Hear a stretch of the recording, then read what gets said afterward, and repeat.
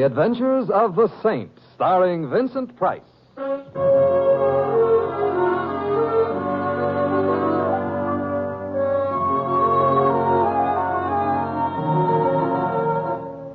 The Saint, based on characters created by Leslie Charteris and known to millions from books, magazines, and motion pictures. The Robin Hood of modern crime now comes transcribed to radio, starring Hollywood's brilliant and talented actor Vincent Price as the Saint. Hey, Mr. Templar. Yes, Louis? You look tired. I am a bit. Been working or something? Or something. That is, I've been playing chess. Uh-huh. So wipe the lipstick off your mouth. The lipstick... thanks, Louis. You're welcome. On a chess player, it don't look good. It was a very close game. That I can figure out for myself. Hey, look, somebody's moving out of your house, you see? There's a moving van parked in front. Yeah, so there is. So I better stop here. They're still lugging furniture out. Oh, I hope it's the people who have the apartment over mine. Why, what's the matter with them? Large feet. Uh-huh. Hey, that's odd. What? That desk they just put in the van, it looked familiar. All furniture nowadays looks familiar. Oh, they're all finished. I'll pull up. Don't bother, Louis. How much do I owe you? A buck. Hey, Mr. Temple, what's the matter? I'm beginning to realize why it looked so familiar. Why? Because it was my desk.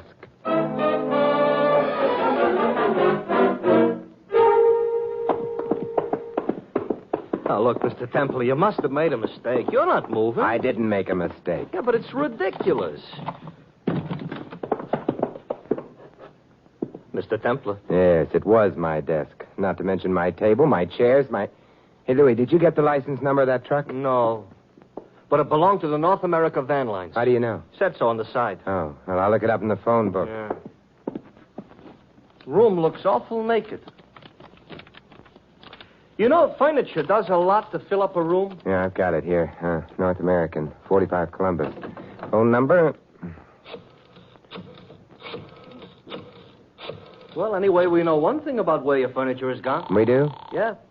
North America. Oh, fine. That's a big help. North American, good evening. Good evening. My name is Simon Templar. I have a complaint. Then you want the manager. I do? You do. His name is George H. Smith. Smith? Oh, very well. Well, let me talk to him. He's not in. Sorry. Well, you might be able to help me. You see, my complaint has to do with my furniture. It's just been moved by you people. Didn't we move it far enough? You shouldn't have moved it at all. We're so enthusiastic. I think you'd better check your records. Find out who ordered the van and where the furniture is to be delivered. Very well, sir. Just hold on. Having trouble, Mr. Temple? No, Louis, just whimsy. From truck drivers? We'll sue them. Who will? Us cabbies in New York. The whimsy belongs to us. And furthermore, Mr. Templar? Yes, You ordered your furniture moved. I did? Paid for it in advance, turned the key over to our men, and asked for rapid service. Well, I certainly got it. And where did I order the furniture moved to? The Sprague Furniture Galleries. Sprague? But he handles antiques. My furniture's modern. Maybe it's aged rapidly. Good night. Good night, sir. Come on, Louis. We're going to a gallery. we're in a hurry? Yes, you might say we've got to get a move on.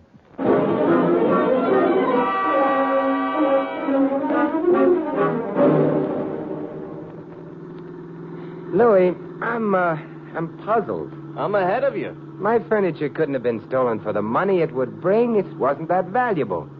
Too great a risk was involved. So somebody did it for fun? Oh, hardly. Why was it stolen tonight, not last week, last month, or last year? Maybe the guys that swiped it were too busy. Also, half a dozen pieces were taken. Among them, a particularly worthless whatnot. What? Whatnot? And who's on third? A whatnot, Louis, is a Victorian monstrosity which shouldn't happen to a tree. The point I'm making, though, is that I've had that whatnot only a few days. Uh-huh. Well, that means they were after the whatnot. So why did they swipe the other stuff? To confuse the issue. To make me think it was just an ordinary burglary. To keep my attention away from the whatnot. Maybe it's worth a lot of money, huh? It's worth exactly what I paid for it, $17. So that don't figure. Where'd you get it, anyway? Oddly enough, Louis, at the Sprague Gallery.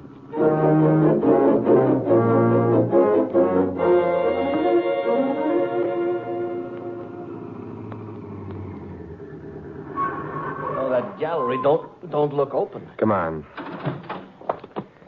Sprague sleeps in the back. He has a small apartment there. There's no truck around, Louis. Must have already unloaded. Yeah.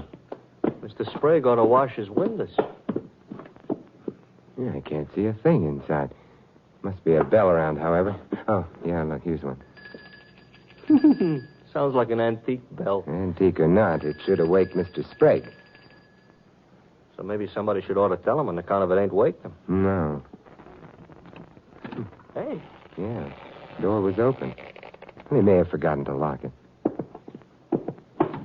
Hey, light a match, Lou. Okay. Oh, thanks. Oh. Well. Now we got light, but... Hey, there's your furniture. Yeah, so it is. Desk, table, couch, And the whatnot. Yeah. Truckman evidently delivered the stuff and left. But, where's Sprague? Maybe in that back room, huh? Yeah, well, we'll see. Oh, the lights are on in here. Kind of a cluttered place for a guy to live in. Yeah, not only cluttered, Louis. It looks as though a hurricane had made more than a passing visit. Yeah, Mr. Temple, what are you staring at? Back here, behind the bed. Huh? Somebody besides the hurricane also visited? Knife is still in his chest. He ain't noticing it? He's dead.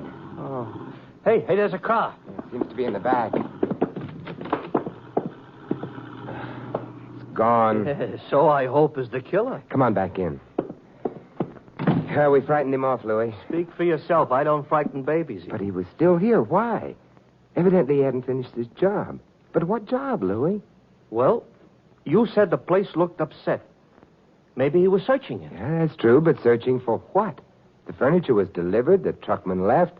The odds are that by the time Sprague was already dead. Yeah. Very well, then, what could the killer have been looking for? The whatnot was here whenever he wanted it for. Louis... I didn't do it. You know that whatnot must have had a history. Sprague probably has records showing where he purchased his furniture. Uh-huh. So the killer hung around trying to cover the back trail of the whatnot, huh? After all, he didn't expect us to notice the truck leaving your house with your furniture. We ain't supposed to have been here so quick. Is that good? Only if we find what the killer didn't find. Well, me, I give up. What do we do now? We do just what the killer did before we interrupted him, Louis. Search for Mr. Sprague's ledgers. We go through them, huh? Yeah. And maybe they'll tell us why a man had to die for a whatnot.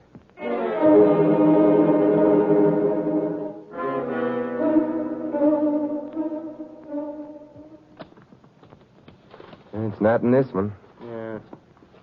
Hey, Mr. Temple, I think I got it. Oh, let me see. Here. Victorian whatnot, yeah. Mrs. Susan Carter, Hill Road, Cresdale, New York. Cresdale? That's only half a dozen miles north of the Bronx. This is strange. He doesn't seem to have paid her anything at all for the whatnot. Maybe she paid him. And we could phone, but... You know, Louis, about the only thing on our side is the element of time. We're moving faster than the killer anticipated, therefore... I know. We go north.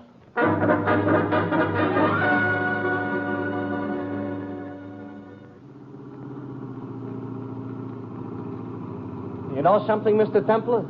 The trouble with the country is it's so far from the city. I never thought of that. Well, think about it. It's true. I'd rather think about Mrs. Susan Carter. Sprague got that whatnot from her about a week ago. Yeah, and I bought it from him 3 days ago. But, will she be able to help us? Why not? Was her whatnot. Sure, but if she knew anything about it, anything that would make it worth murdering someone for, she'd never have passed it on to Sprague in the first place. We may be chasing a wild goose, Louis. Who needs a wild goose? A wild gander. Slow down, Louis. I think it's that house on the corner. Okay.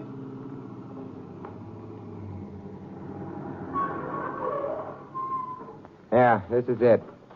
Ooh, it's a large house. Yeah.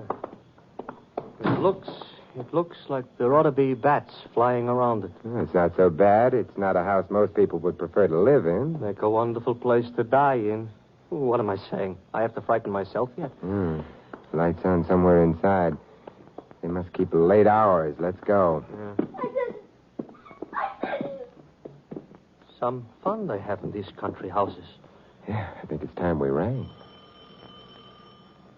You know, I'm wondering what she didn't. Hey, look, the light just went out inside. I got a feeling nobody is going to open that door. All right. So I was wrong. But who opened it? It doesn't matter. We can get in. Okay. Except I would be happier if somebody at least had opened it. Oh. It's like a house of the dead. Stop making up phrases like that. It came from someplace down this hallway. You're running in the wrong direction. We're running forward. Hey, look, it must be this door. It's the only one along the hallway. Does it open? Yeah, it opened. Who are you? Oh, hello, I'm Simon Templer. This is Louis. Yeah. What do you want here? We heard you scream. That was because I saw a mouse. It must have been a large mouse. It was a large scream, Mrs. Carter. I'm not Mrs. Carter. But, Claire Wayne, Miss Carter's niece. Oh, I apologize. How'd you get in? Well, the front door opened by itself, a very mysterious effect. You're making things up. Not really. Could we see Mrs. Carter? Could you... Oh, no. No! Miss Wayne. Come on, Louis. Yeah, I'm right behind you. Claire! Where the devil? Claire! Oh, I'm sorry. Neither of us is Claire. Are you Mr. Carter? Carter? Me? No, I'm Harold Thompson, Susan's nephew. Oh, I'm Simon Templer, Louis. Templar, huh? Are you the saint? Yes, I am. Well, this is quite an honor for us. Thank you. Actually, I wanted to speak to your aunt. You did? I said something amusing? You've no idea how amusing. I'll laugh about it all night. Hey. Oh, he's gone, too. Yeah, very restless type characters. Well, anyway, we're getting acquainted fast. Except with Mrs. Carter. Large house. We'll have to look through all the rooms in it. You'll have to look even farther than that, sir.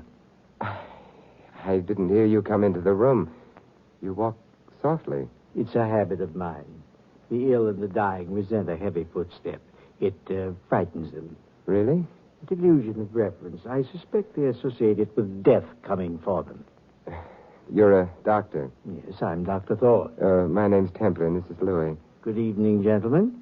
How do you do? You're Mrs. Carter's physician. Yes? She's ill, then? No. She's not at all ill. Well, then I'd like to speak to her at once. About, About a whatnot that she gave to an antique dealer named Sprague.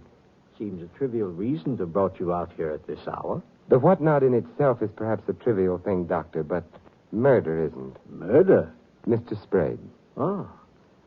At what time was he... Probably around 8 this evening. It's interesting. At 8, I was out in my car on my way here, but I took a long way around. Might have included the stop in the city. At 8, Harold Thompson had not as yet reached this house. Of course, where he was until then, I cannot say. At 8, Claire Wayne was at the movie. She told me earlier. Well, perhaps she was. Well, very interesting hour. Yes, and where was Mrs. Carter at 8 o'clock? Well, she was where she is now, with a nurse in attendance. I thought you said she wasn't ill. She isn't. She was. Oh, I see. She's dead, then. She's dead. Interesting. 3 people might have known what the mystery of the whatnot was, and of them 2 are dead. The third is a murderer. Susan Carter was an old woman with a weak heart. Meaning her death was natural? Yes. I don't sneer at coincidence, Dr. Thorne, but under the circumstances, I'd like to be sure it was coincidence. Well, of course, I can't quarrel with you about that. I've had a thought or two about Susan's death myself. And? She wasn't stabbed to death. Her heart did fail. Mr. Templer, I'm not a young man anymore. I'm tired. I'm all confused. And before going any further into this thing, I'd like to rest. Would it be asking too much of you to spend the night here, Mr. Templer? I think it's very hospitable of There's you. plenty of room. This is a large house. Suppose we all go to bed. In the morning, perhaps the shadows will all have fled.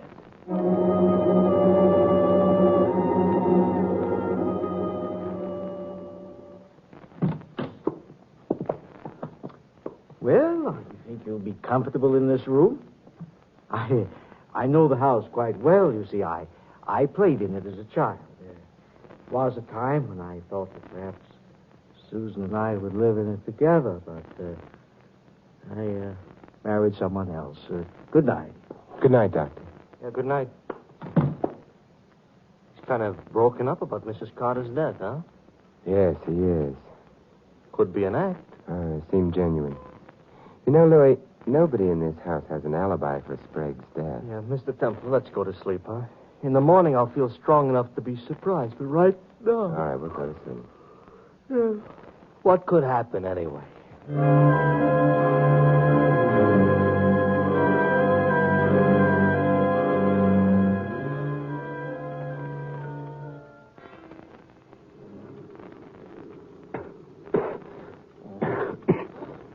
Louis. Oh, Mr. Temple, what? I smell smoke. Well, the house is on fire. Hey, come on, Louis. Yeah, I'm right with you.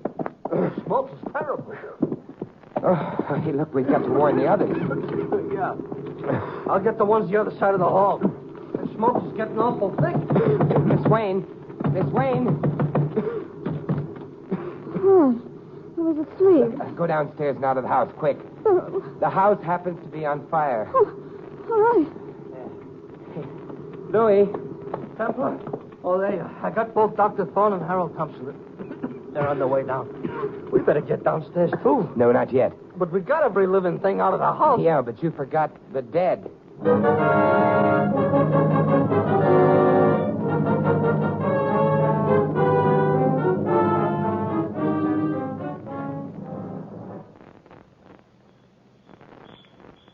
Dr. Thorne, the other men, what happened to them? Be still, my dear. We're safely out. They must have ducked down the back way.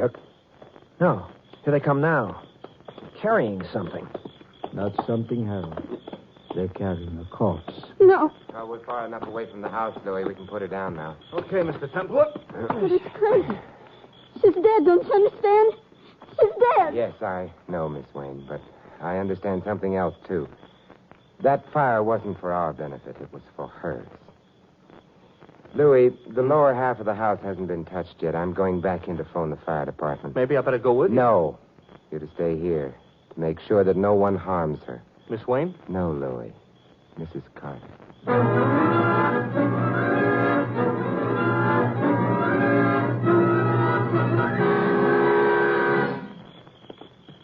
Thank you, Collison. You and the boys did a fine job. Glad we were able to save the lower part of the house. Okay, boys, back to the pinochle game. You know that Crestdale Fire Department ain't bad? No. We may as well all go inside. I'll take Mrs. Carter. I can't say I exactly follow your mental processes, Temple. Oh, is that important? I don't know. Why did you have to disturb her? Mrs. Carter, she's far beyond any disturbances I could create. What Claire meant was, why lug her around the way you are? There's a very simple answer. You see, she's a very important clue. To what? Murder. Got the door open, Mr. Temple. Oh, thanks, Louis.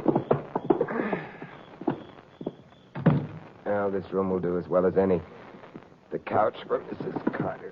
Mr. Temple, I think I shall insist upon an explanation. We're all here. But we're not all here. What? Oh, Harold. Yes. He was with us when we arrived at the front door, but then... Yeah, he must have decided that other climbs would be healthier climbs for him at any rate. You're not saying Harold killed... I'm saying nothing about that at the moment. Dr. Thorne, does Claire resemble Mrs. Carter, as Mrs. Carter was when she was a girl, of course? You're a cute Templar. The answer, of course, is yes. It's an amazing resemblance. Yes, it would have to be. I'm not sure. Why amazing? We were very closely related. That's not the point. Then what is? Someone burgled my apartment, stole a number of pieces of furniture. Among those pieces was a worthless whatnot. Since it was taken along with the others were merely camouflaged. The burglar was primarily after the whatnot. Well, what connection is there between furniture and... Death? That whatnot, Dr. Thorne, until a week ago belonged to Mrs. Carter. Oh? A Mrs. Carter who may have died naturally or who may have been killed. I told you her heart failed. Almost anything might have brought it on. Yes, Doctor, almost anything. Perhaps a tiny dose of poison, so tiny that it wouldn't of itself be fatal, so tiny that it would produce no symptoms of poisoning, but it would strain an already weak heart, wouldn't it? Well, yes, it's possible. More than possible. It has to be so.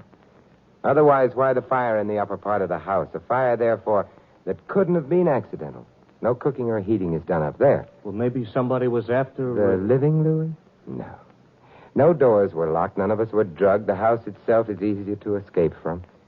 The fire had only one purpose, to destroy the body of Mrs. Carter, to destroy the possibility of an autopsy on that body. I'm tired. Oh, tired. I better go home. Not quite yet, Doctor.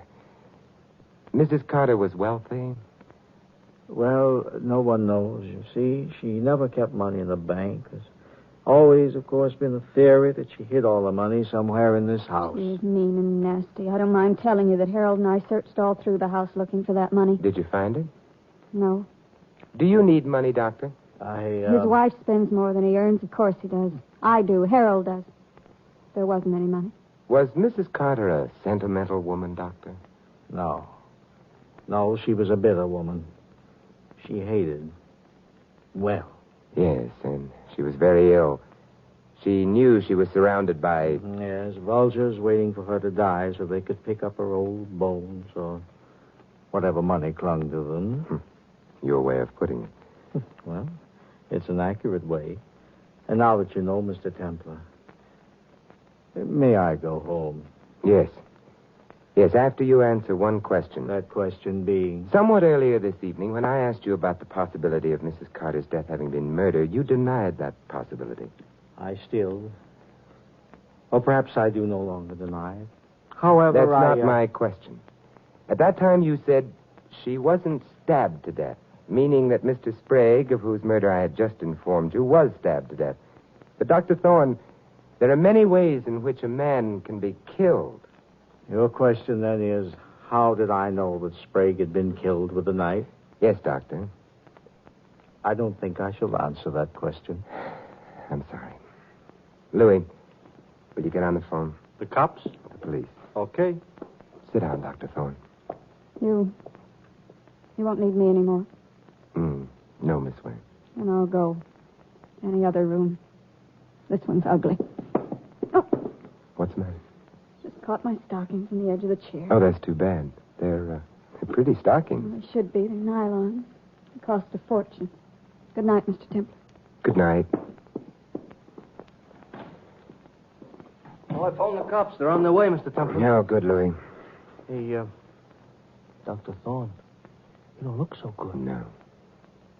You know, if murderers would clap master padlocks on their lips, a lot of them would be better off. They wouldn't give themselves away. And detectives would have a harder time. No, Louis. No matter how securely a murderer's lips may be locked, I coin a phrase, murder will out.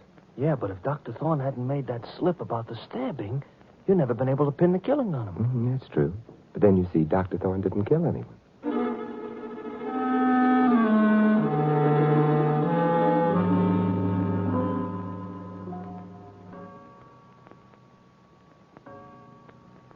Templar, cops are going to be here pretty soon. And for the last 10 minutes, nobody has said nothing. No, but Dr. Thorne has undoubtedly been thinking. If he didn't kill anybody, what has he got to think about? About who did? Oh, Mr. Templar, Yes, Doctor? you're quite sure? Yes, I am. There's no hope of... None. Well, it was a resemblance, of course. A resemblance to a woman that I'd... You permit an old and tired man an old and tired cliche? Of course. A woman that I had loved and lost. I don't get it. Harold did it, didn't Not unless he wears nylon stockings. he? Nylon socks, maybe, but I stockings? couldn't wait all by myself. Why are you staring at me like that, Doctor? It's late? Dr. Thorne means he followed you to Sprague's earlier tonight. He saw Sprague's body with the knife in it. Well, of course he did. He had to kill him. I mean, He also saw you leave when Louis and I got to the gallery. Leave before you could find the record of where the whatnot originally came from. Find it and destroy it, lest it lead to this house and you. no. Oh, yes. Right, Dr. Thorne? You see, Miss Wayne, even now the doctor won't give you away because you look so much like the woman he loved. No, he did. When he killed my aunt. No, a doctor wouldn't have used poison to kill his own patient. Too obvious. A breath of suspicion, and he wouldn't have a chance. Harold. No. His disappearance half an hour ago proved his innocence. To who? Louis, where do you think he went? Me, he didn't stop to tell. He went to Sprague's to get at that whatnot. because he realized that his aunt had hidden her money in it. Hadn't she, Miss Wayne? I don't know. You do. The police will find it wherever you've hidden it. The police aren't going to. Come on, open up in there! And the police are, and that will be proof enough. It's a pity. And all because of a whatnot. Such an ugly thing.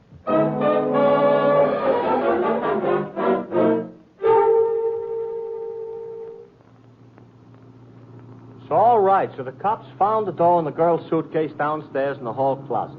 So she killed her aunt and sprayed. But something must have tipped you off before you could be so sure. Nylon stockings, Louis. Oh, we're back to those again. All right, what about nylon stockings? Louis, whoever poisoned Mrs. Carter was the one who set fire to the house in order to destroy the corpse and prevent an autopsy. Yeah? Well, when I warned Claire Wayne about the fire, she said she'd been asleep. Yeah? Later on, after I'd confronted Dr. Thorne with what seemed to be his guilt, she left the room. On the way out, she caught her stockings on a chair. So? Louis, how much do you know about women? Everything. Do women go to sleep with nylon stockings on? Oh, the answer is no. Therefore, Claire Wayne had not been asleep. She'd lied about that with no reason. Unless she had started the fire. Yeah. So she started the fire, so she poisoned her aunt, stabbed Sprague. Yeah, okay. Only one thing more. What, Louis? Remember when we got to the Carter house and rang the bell and then the door opened all by itself? Yes, I remember. Never mind remembering, explain. Oh, probably only a warped door, Louis. The house was very old. Hey, I just thought of something. Yeah, what, Mr. Templar? When I get home, I'll be bedless. Oh, gee, that's right. You ain't got no furniture. Want I should drop you off at a hotel? No, thank you, Louis. Maybe I can find a good chess game.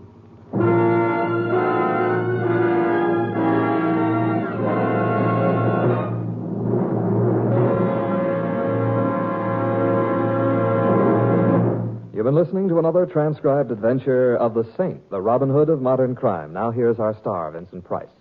Ladies and gentlemen, in tonight's cast, you heard Peggy Weber as Claire and Victor Rodman as Dr. Thorne.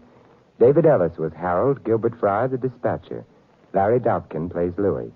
This is Vincent Price inviting you to join us again next week at the same time for another exciting adventure of the Saint. Good night.